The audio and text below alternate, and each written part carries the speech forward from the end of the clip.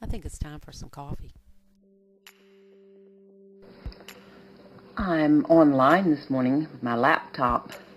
I was reading email. I got an email from a Find a Grave contributor or member thanking me for taking a picture of a headstone of someone that she was very fond of.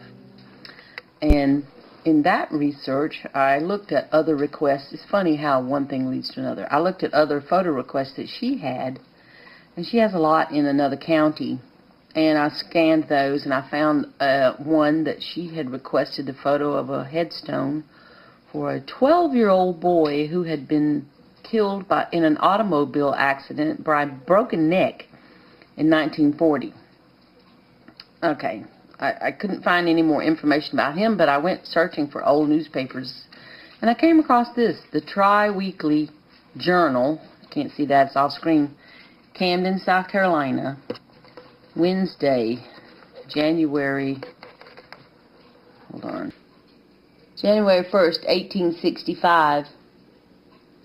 I did a little research on this paper, and it was in publication for quite a few years, and then it changed hands, changed names, and it started in 1826, and it eventually ended in 1891.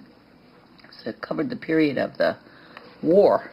So some of these are just really fascinating to read.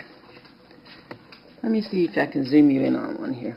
Okay, here it says, rather steep. We're informed that flour is selling at $800 per barrel in Richmond, North Carolina legislature. The North Carolina legislature reassembled on Tuesday. Important topics, it's hard to read, relating to the condition of the country will be freely dispensed. An exempting session is anticipated. An exchange asked the pertinent question whether Mayor Arnold, who presided at the so-called citizens' meeting in Savannah, is a descendant of Benedict Arnold of Revolutionary fame. Isn't that funny?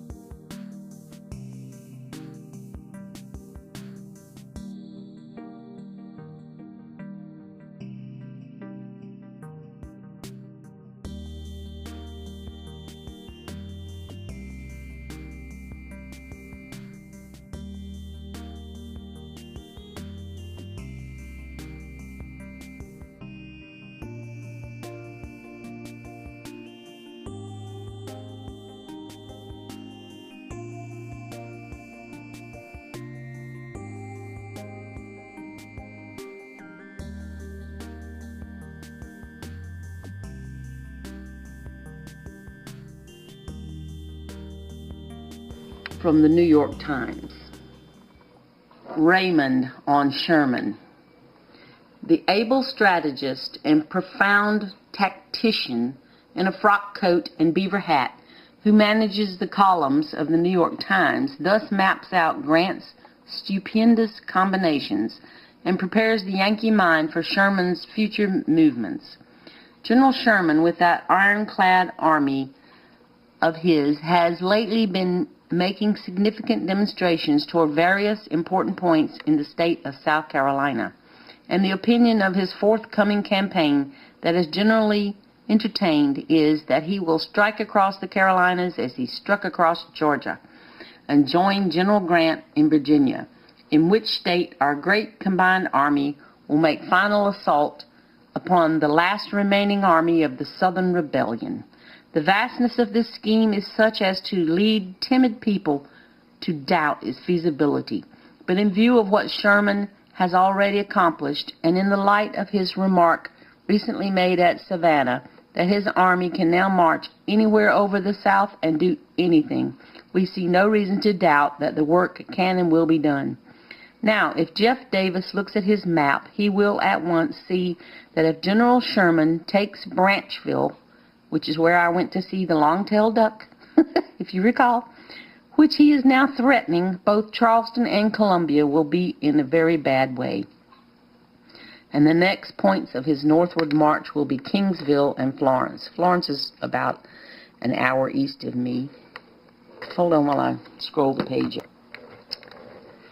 When at the later, I'm not sure what that word is, that later point, he would nearly have got across one of the Carolinas, meaning South Carolina, and the broad surface of old North State would lie before him, meaning North Carolina.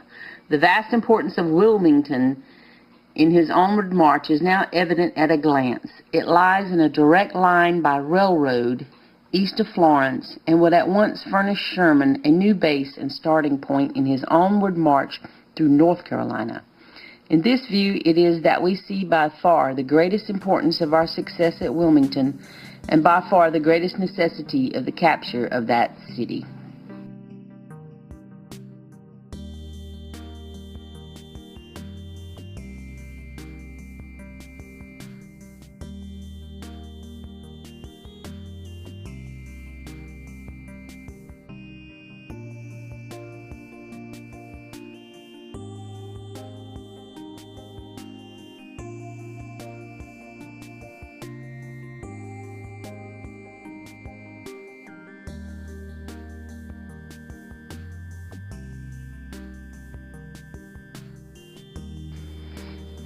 This is interesting. Still having my breakfast and reading the old paper, the Triweekly Journal. It says, latest by telegraph, reports of the press from the Press Association.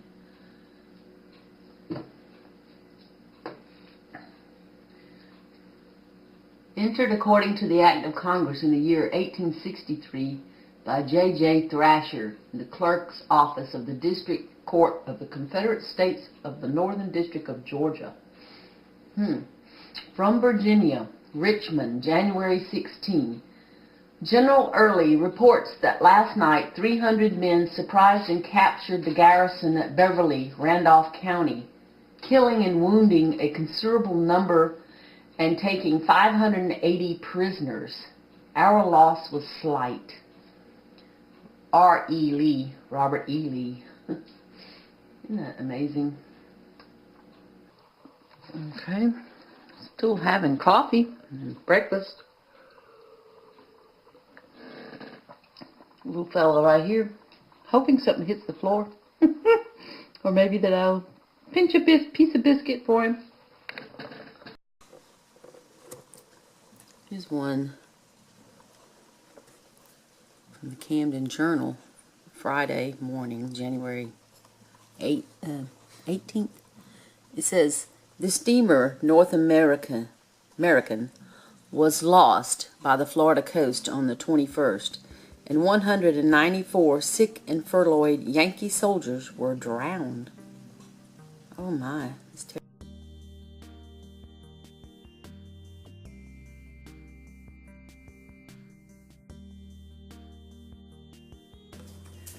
Okay, I'm still reading this Triweekly Journal, and I came across this article. It says, Tribute of Respect. Kershaw District has lost noble and gallant sons in this war.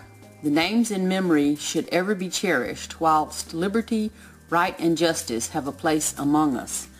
Prominent among her wholly dead should ever stand the name and memory of Lieutenant William McSween. He was truly patriotic and manifested no unbecoming aspiration for office. The earnest of his heart was faithfully performance of his duty, and he did his duty, his whole duty, and laid down his life on the altar of his suffering country. He was a good officer. Whilst he showed zeal and devotion in our righteous cause, he never failed in acts of kindness and generosity to the humblest private. Yes, it did his noble, generous nature good to believe the want and the privations of the soldier, and the day approaches when Billy's grave will be moistened with soldiers' tears.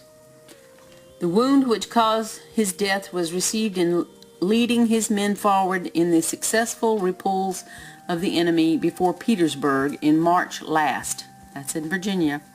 He died in hospital shortly after receiving the wound, We have no doubt this event, though sad and afflicting upon his sisters and aged parents, was to him eternal gain.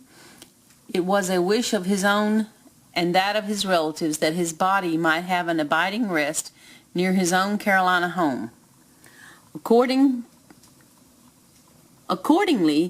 his remains were recently disinterred from the banks of majestic Roanoke and placed where he had selected his place of rest. The many sorrowing friends around his grave testified full the affection and esteem felt for him. His death is a heavy loss to the community in which he lived, and to his immediate relatives irreparable. But he is now no more. The war may pass away, but the tears and sorrows it has made will be with us for many days to come. Farewell, Billy. Farewell, kind friend. Thou art gone, but we will think of thee. Wow. It's amazing because William McSween. I know that guy. I know this guy.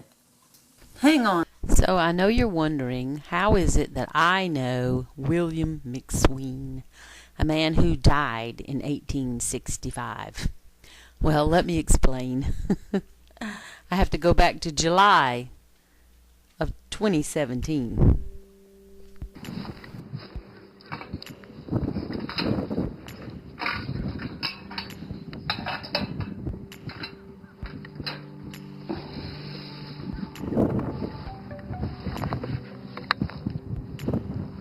I'm in the McCoy McSween family plot.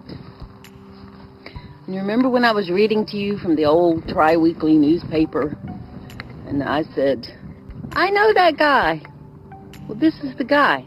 This is the guy I was reading to you about. And I came out here and photographed this cemetery and put it on Find a Grave in 2017. So, you know, I knew this guy through that. I mean, I knew him in death.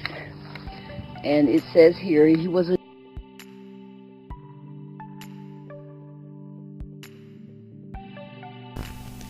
He was a dutiful son, an affectionate brother, and he was universally respected and lamented by his comrades in arms. He is. He was killed in the Civil War. William McSween. I knew.